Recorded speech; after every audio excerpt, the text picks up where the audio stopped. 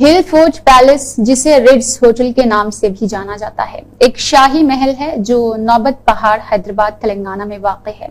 یہ پراپرٹی اب حکومت Telangana state tourism development corporation کی ملکیت ہے۔ ہل فورٹ پیلس 1915 میں نظام کے چیف جسٹس سر نظام جنگ نے بنایا تھا۔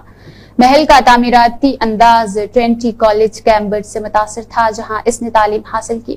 1929 میں جنگ نے اس حکومت کو فروخت کر دیا، جسے اس وقت سٹی امپرومنٹ بورڈ کے چیئرمین کی سرکاری رہائش گاہ کا خطاب دیا گیا اور 1955 میں اسے لیز پر ریڈز ہوٹل کمپنی کے حوالے کر دیا گیا تھا۔ 1990 کی دہائی کے آخر تک ہوٹل ہل پیلس کو چلا رہا تھا۔ حکومت کو فروخت کرنے سے پہلے جنگ تقریباً 15 سال تک محل میں مقیم رہے اور ہل پیلس شہر کے قلب میں واقع ہے۔ ٹورزم ڈیولپمنٹ کارپوریشن کی تحویل میں آنے کے بعد یہ محل 1997 تک طویل عرصے تک بند رہا۔ ہل پیلس حیدرآباد میں واقع نظام بادشاہ کا ایک شاہی محل ہے۔ اس محل میں آخری نظام معظم جاہ جونیئر پرنس کے چھوٹے بیٹے نے قیام کیا اور اپنی زندگی کا لطف اٹھایا۔ خلا محل ایک اسلامی طرز تعمیر میں تعمیر کیا گیا تھا جو شاہی قیام کے طور پر کام کرتا ہے۔ محل میں ایک شاندار فن تعمیر ہے جو حیدرآباد کے ورثے میں کھڑا ہے۔ اسے اب بھی حیدرآباد کی کئی محفلوں میں غزل گائکوں کے ذریعے گایا جاتا ہے۔ پولیس ایکشن کے بعد یہ حویلی حکومت کی ملکیت بن گئی اور شہزادہ فرن ولا میں رہنے کے لیے چلا گیا، جو سابق سپرنٹینڈنٹ آف پبلک گارڈنز اور حیدرآباد کے افسانوی عقلمند جمال الدین کی سابقہ رہائش گاہ ہے۔ پہاڑی قلعہ محل کو کچھ عرصے کے لیے ریاست کے نئے تعینات کیے گئے ترقیاتی کمشنر مرحوم ظہیر احمد کے دفتر کے طور پر استعمال کیا گیا۔ 1955 میں یہ عمارت ریڈز ہوٹل کمپنی کو وہاں ہوٹل چلانے کے لیے لیز پر دی گئی۔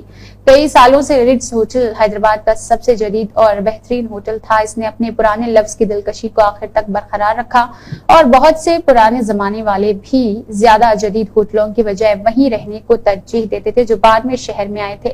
1959 میں حکومت نے لیز کو ختم کرنے کا فیصلہ کیا اور طویل قانونی لڑائیوں کے بعد بالآخر 1997 میں عمارت حکومت کو واپس کر دی گئی۔ اس کے استعمال کے بارے میں مختلف تجاویزات تھی کہ اسے ریاستی گیسٹ ہاؤس کے طور پر یا رہائش گاہ کے طور پر رکھا جانا چاہیے تھا۔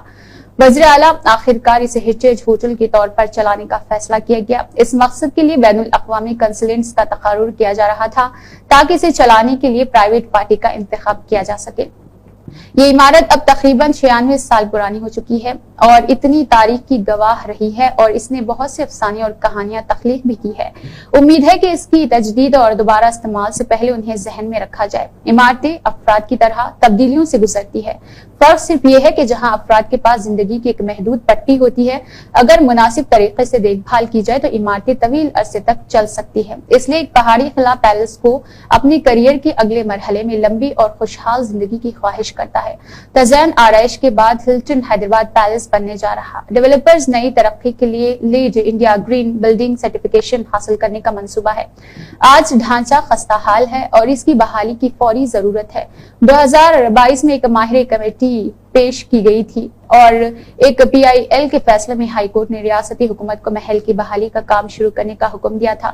یہ محل شہر کے وسط میں نوبت پہاڑ کے قریب واقع ہے جو 6 ایکڑ پر پھیلا ہوا ہے۔ نیہا خان کی یہ خاص رپورٹ۔